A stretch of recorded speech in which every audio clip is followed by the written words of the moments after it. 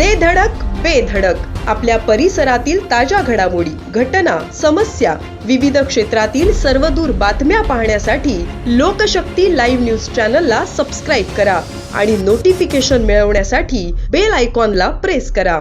पाणी गेला आता काय त्याला गेला कुसून. मी आता आम्हाला लगेच स्थानिकांना प्रायमरी आता काय करणार ते सांगा.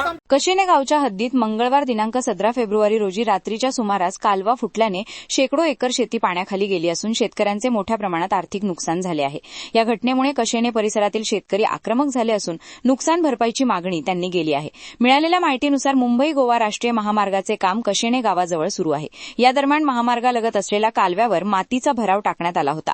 कालव्याच्या पाण्याची पातळी वाढल्यानंतर हा मातीचा भराव वाहून गेल्याने कालव्याचे पाणी थेट शेतात शिरले. यामुळे गावातील शेतकऱ्यांच्या सुमारे 40 ते 50 एकर जमिनीत लावलेले मटकी, मूग, चवळी, हरभरा, तूर, वाल तसेच भाजीपाला पिकांचे मोठ्या प्रमाणात नुकसान झाले आहे.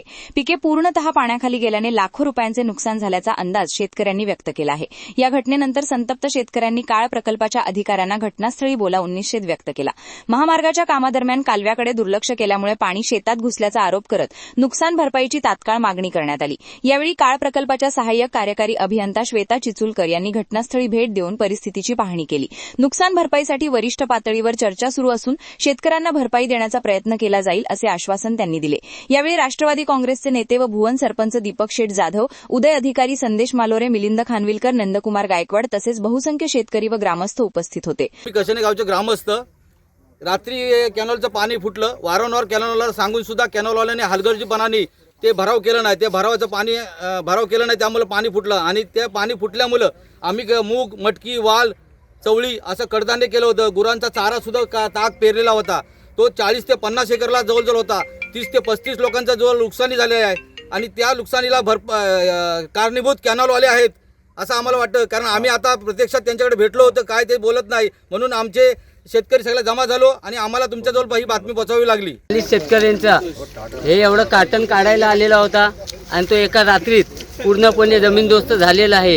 याची नुकसानी कोण देणार हे सरकारने आम्हाला जबाब द्यावा. आणि ह्याला कॅनलवाले 100% जबाबदार आहेत. आम्ही त्यांच्याशी 10 वेळा त्यांना विनंती केलेली, तरीसुद्धा त्यांनी एका रात्रीमध्ये काय हा करून टाकलाय ते शेतकऱ्यांना भरपाई मिळावी. रायगड पाटबंधारे विभाग अंतर्गत असणाऱ्या काळ प्रकल्पाच्या मुरबाग कॅनलवर 7व्या किलोमीटरला इंदापूर कॉजवेचं नॅशनल हायवे अंतर्गत काम सुरू होतं. त्याच्यामध्ये त्यांनी जवळपास 200 मीटरचा जो कॅनलचा पोर्शन आहे त्याचं अलाइनमेंटच चेंज केलं आहे. आणि त्यांनी तात्पुरत्या स्वरूपात त्या चेंज केलेल्या पोर्शनमधनं पाणी सोडण्याची हे करून दिलेली होती, अरेंजमेंट करून दिलेली होती. पण काय झालेलं, पाणी सोडल्यानंतर त्या तेवढ्या अलाइनमेंट चेंज केलेल्या पोर्शनमधनं पाण्याची म्हणजे खांड जाऊन शेतकऱ्यांचं नुकसान झालेलं आहे. तर आमचं हायवेच्या कॉन्ट्रॅक्टरसोबत बोलणं सुरू आहे त्यांनी नुकसान भरपाई देण्याबाबत. आहे हे तर म्हणजे नाकारता येत नाही, पण तेवढीच जबाबदारी हायवेवाल्यांची पण आहे. तर जबाबदारी नुकसान भरपाई देण्याबाबत आमचं बोलणं सुरू आहे वरिष्ठ लेवलवर. त्यातनं आपण पर्याय काढू आणि नुकसान भरपाई देण्यात येईल. लोकशक्ती लाईव्हसाठी गौतम जाधव, इंदापूर. अशाच सच्चाई दर्शवणाऱ्या बातम्या पाहण्यासाठी लोकशक्ती लाईव्ह न्यूज चॅनलला लाईक करा, शेअर करा आणि सबस्क्राईब करा.